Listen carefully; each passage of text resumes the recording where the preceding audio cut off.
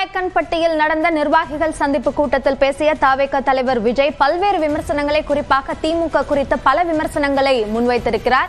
மிக குறிப்பாக ஆட்சியில் பங்கு என்ற தன்னுடைய அந்த பேச்சு தற்போது தமிழ்நாட்டில் இருக்கும் ஒவ்வொரு கூட்டணியிலும் வெடித்து வருகிறது என்று தெரிவித்திருக்கிறார். வெல்வோம் ஒன்றாக என்று குறிப்பிடுகிறார்கள், ஆனால் வென்ற பிறகு தனி அணியாகவே செயல்படுகிறார்கள் என்று திமுக குறித்த கடுமையான விமர்சனத்தை தவேக தலைவர் விஜய் முன்வைத்திருக்கிறார். இது புரிய வேண்டியவர்களுக்கு புரியும் என்ற ஒரு சூசகமான ஒரு செய்தியையும் அவர் சொல்கிறாரா என்ற கேள்வியும் எழுகிறது. அதே போன்று இந்த வாக்குறுதிகள் எல்லாம் எது நடைமுறைக்கு சாத்தியமோ அந்த வாக்குறுதிகளே கொடுக்கப்படும் என்றும் அவர் தெரிவித்திருக்கிறார். தொடர்ந்து நம்மோடு இணைந்திருக்கும் விருந்தினர்கள் திரு ஷபீர், திரு ஜெகதீஸ்வரன் இருவரிடமும் பேசலாம். முதலில் திரு ஷபீர், விஜயனுடைய இந்த பேச்சில் அவருடைய வியூகம் தேர்தலை ஒட்டி அதிகமாக இருக்கு, அதாவது கூர்மையாக இருக்கிறது திமுக குறித்த விமர்சனம் என்று புரிந்து கொள்ள வேண்டுமா? கூட்டணி குறித்து அவருடைய கருத்தை எப்படி பாக்குறீங்க? இல்ல, உண்மையிலேயே இன்னைக்கு விஜயுடைய ஸ்பீச் கடந்த காலங்கள்ல அவர் ஆற்றிய உரைகள்ல இருந்து இது ஒரு மாறுபட்ட ஒரு ஸ்பீச்சா இருந்துச்சு. காரணம் என்ன அப்படின்னு பாத்தீங்கன்னா, அவர் இஷ்யூஸ பேசினாரு. அதாவது மக்களை என்னென்ன பிரச்சனைகள்லாம் இன்று பாதிக்கிறது, எந்தெந்த பிரச்சனைகள்லாம் இன்று அவர்களை வாட்டி வதைக்கிறது அப்படின்ற அந்த பிரச்சனைகளை பற்றி அவர் பேசி இருக்கிறார். குறிப்பாக லா அண்ட் ஆர்டர் பிரச்சனை என்ன, பெண்கள் பாதுகாப்பு, அதே போல கஞ்சா போதை அப்படின்றது பெரிய அளவுக்கு இன்னைக்கு ஒரு பிரச்சனையாக மாறிக்கொண்டு இருக்கிறது. இளைஞர்களுடைய வேலை வாய்ப்பு, அதுக்கப்புறம் அவரு ஆட்சிக்கு வந்தா என்ன பண்ணுவாரு அப்படின்ற விஷயங்கள்லாம் அவங்களுடைய மேனிஃபெஸ்டோல நாங்க சொல்றோம் அப்படின்றாரு. அப்ப இஷ்யூஸ பேசுறாரு. குறிப்பா அந்த டிஎன்பிஎஸ்சி எக்ஸாம்ஸ பத்தி பேசினது, உண்மையிலேயே டிஎன்பிஎஸ்சி எக்ஸாம்ஸ் ஒரு 900 பேர் அப்படின்னா கூட டிஎன்பிஎஸ்சி அப்படின்றது மக்களுடைய, இளைஞர்களுடைய வாழ்க்கையில் ஒரு மிகப்பெரிய பங்காற்றக்கூடிய ஒரு நிறுவனம். அந்த நிறுவனம் ஃபெயில் ஆகக்கூடாது. ஏன்னா அவங்களுக்கு இருக்கக்கூடிய ஒரு பணி ரெக்ரூட்மெண்ட் அப்படின்றது, எக்ஸாம் கண்டக்ட் பண்றது, ரெக்ரூட் பண்றது. அப்ப அந்த இடத்துல ஒரு 900 பேருடைய ஒரு எக்ஸாமினேஷன்ல அவங்க கண்டக்ட் பண்றதுல ஃபெயில் ஆயிருக்காங்க அப்படின்னும் போது அது ஒரு மிகப்பெரிய தாக்கத்தை இன்னைக்கு இருக்கக்கூடிய இளைஞர்கள் மத்தியில் ஏற்படுத்தி இருக்கிறது. அவர்களுடைய எதிர்காலத்தை கேள்விக்குறியாக்குறது அப்படின்னா அந்த மாதிரி விஷயங்களை எல்லாம் அவர் பேசி இருக்கிறார் அப்படின்னும் போது உண்மையிலேயே அவரும் இந்த விஷயங்கள் எல்லாம் பேசாமல் இருக்க முடியாது அப்படின்றதை விஜய் உணர்ந்திருக்கிறார். சோ அதனால இந்த விஷயங்கள் எல்லாம் அவர் வெளிப்படையாக ஒரு பப்ளிக் மீட்டிங்ல அட்ரஸ் பண்ணது அப்படின்றது உண்மையிலேயே வரவேற்கத்தக்க விஷயங்கள். ஏன்னா எதிர்கட்சிகள் எல்லாம் இதை பேச தயங்குகின்ற விஷயங்களாக இருக்கு, அல்லது அதை டச் பண்ணிட்டு போயிடுறாங்க. இது ஒரு நாள் பேசிட்டு கடந்து போற விஷயங்கள்ல ஒவ்வொரு முறையும் பேச வேண்டிய விஷயமாக இது இருக்கிறது அப்படின்றதா அக்கௌண்டபிலிட்டி அப்படின்ற ஒரு விஷயம். அதாவது இதுதான் ரொம்ப முக்கியம். சோ அடுத்தது அவர் அந்த பொலிட்டிக்கல் பாம் அப்படின்னு ஒரு விஷயத்த சொல்றாரு இல்லையா, ஆட்சியில் பங்கு, அதிகாரத்தில் பங்கு அப்படின்றத விக்கிரவாண்டி மாநாடுல பேசியதுக்கு பிறகு யாருமே வரல அப்படின்னும் போது, அவரை நோக்கி யாருமே வரல அப்படின்ற ஒரு விஷயம் இருந்தாலும் இது மற்ற கூட்டணிகள்ல இது ஒரு பெரிய பிரச்சனையாக மாறி இருக்கிறது. அப்ப நான் முன்வைத்த அந்த அரசியல் உக்தி அப்படின்றது இன்னைக்கு பல்வேறு கூட்டணிகள்ல அது பிளே அவுட் ஆயிட்டு இருக்கு அப்படின்ற ஒரு விஷயத்தையும் விஜய் தனக்கு அதுக்கான கிளைம், அதுக்கான கிரெடிட்டை அவர் கிளைம் பண்ணும் அப்படின்னு பாக்குறாரு. ஏன்னா 4 சுவர்களுக்குள் பேசப்படுகின்ற அந்த ஆட்சியில் பங்கு, அதிகாரத்தில் பங்கு அப்படின்ற விஷயம் தற்போது அது வெளிப்படையாக எல்லோரும் பேசக்கூடிய வகையில மாறி இருக்கிறது. அது மட்டும் இல்லாம முதலமைச்சரே ஆட்சியில் பங்கு அப்படின்ற ஒரு விஷயம் எல்லாம் இங்க எடுபடாது தமிழ்நாட்டுல அப்படின்ற பேசக்கூடிய ஒரு கட்டாயம் என்பது ஏற்படுத்தி இருக்கிறது. அது ஒரு அஜெண்டாவை பிக்ஸ் பண்ணி இருக்கு அப்படின்ற அந்த கிரெடிட்டையும் விஜய் கிளைம் பண்றாரு அப்படின்னு பாக்குறேன். சோ முக்கியமா விஜயுடைய ஸ்பீச்ல இன்னைக்கு நான் பார்த்தது முற்றிலுமாக பப்ளிக் இஷ்யூஸ், பப்ளிக்கோட கனெக்ட் பண்ற, பப்ளிக்கை பாதிக்கின்ற அந்த பிரச்சனைகளை முன்னிறுத்தி பேச வேண்டும் அப்படின்ற ஒரு விஷயத்துல அவர் தீவிரமாக இருக்கிறார். இதன் அடிப்படையில் தான் அவருடைய எதிர்கால பிரச்சாரங்களும் இருக்க போகிறது அப்படின்றது ரொம்ப தெரியுது. ரொம்ப கான்பிடென்டா பேசக்கூடிய ஒரு இதுவும் இருக்கிறது.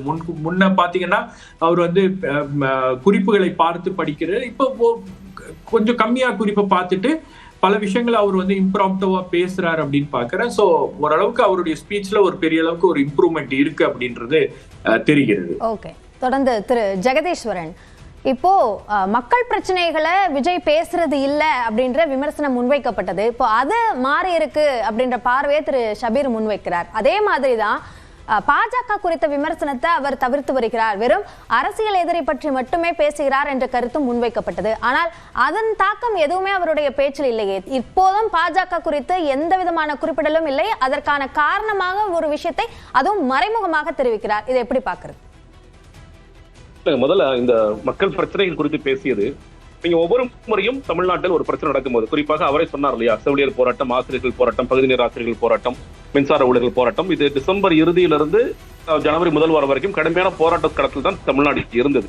இதை நானே பல யூடியூப் சேனல்ஸ்லையும் பல மெயின் ஸ்ட்ரீம் நானே பேசியிருக்கேன்.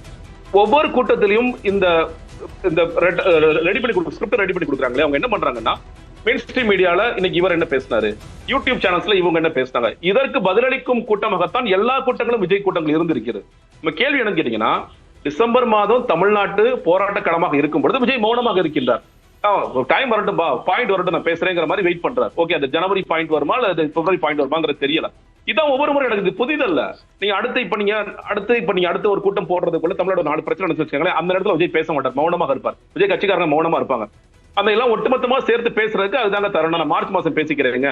இது அரசியல் இல்லைங்க, இதுக்கு பேர் அரசியல் அல்ல.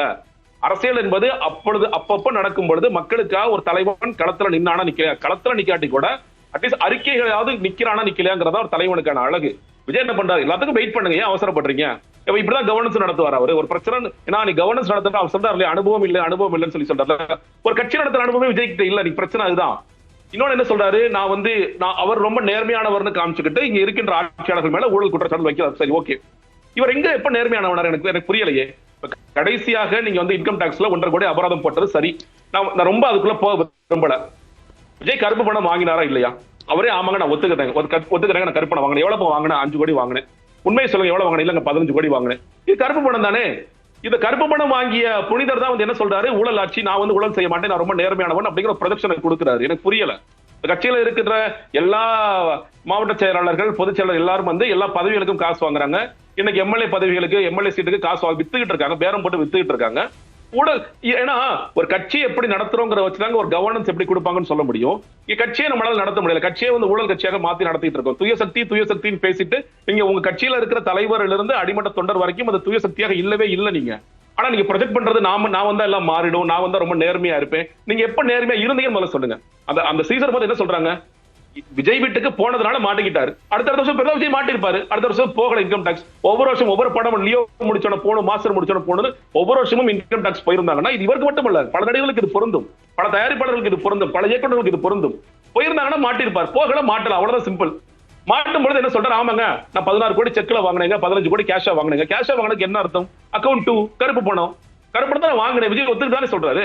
அது ஒத்துக்கிட்டதுக்கு என்ன சொல்றாரு, 1.5 கோடி அபராதத்தை நீ 2019 சொல்லிருக்கணும், அது எப்படி லேட்டா கட்ட சொல்றீங்க, லேட்டா கட்டதுனால சொன்னா நான் கட்ட மாட்டேன். இது என்ன விதமான லாஜிக் எனக்கு புரியலையே.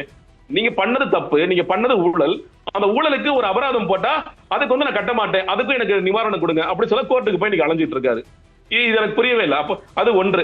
இன்னொன்னு, நீங்க மறுபடியும் பாஜக குறித்து அவர் சொல்றாரு, பாஜக பெரிய கட்சி இல்ல, அதிமுக பெரிய கட்சி இல்ல. இன்னைக்கு களம் எப்படிங்க இருக்கு, இன்னைக்கு இந்த இது இப்ப விஜயோட கூட்டம் இல்லாட்டி இந்த களம் என்பது திமுக அகேன்ஸ்ட் அதிமுக தான், டிஎம்கே அகேன்ஸ்ட் என்டிஏ தான். அதுதான் தொடர்ச்சியா நடந்துகிட்டு இருக்கு. அவங்க களத்துல எவ்வளவு வேகமா வேலை செய்யறாங்க, கூட்டணி கட்சியில கட்டமைக்கிறதாக இருக்கட்டும், இல்ல பூத் நிர்வாகிகளாக இருக்கட்டும், அந்த அளவுக்கு திமுக அல்லது அதிமுக கிட்ட இருக்கின்ற பூத் நிர்வாகிகள் விஜய்கிட்ட இருக்க நிச்சயமா கிடையவே கிடையாது.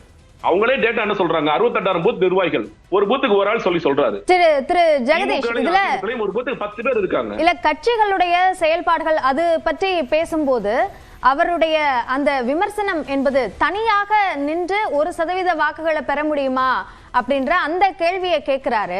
அதே மாதிரி இந்த கொள்கை சார்ந்த தெளிவு என்பது இல்லாதது தாண்டி 30% மேல வாக்குகள் தங்களுடைய ஆதரவு இருக்கு அப்படின்றதெல்லாம் சொல்றாரு. அவர் எந்த அடிப்படையில் அப்படியான கருத்தை சொல்றாரு?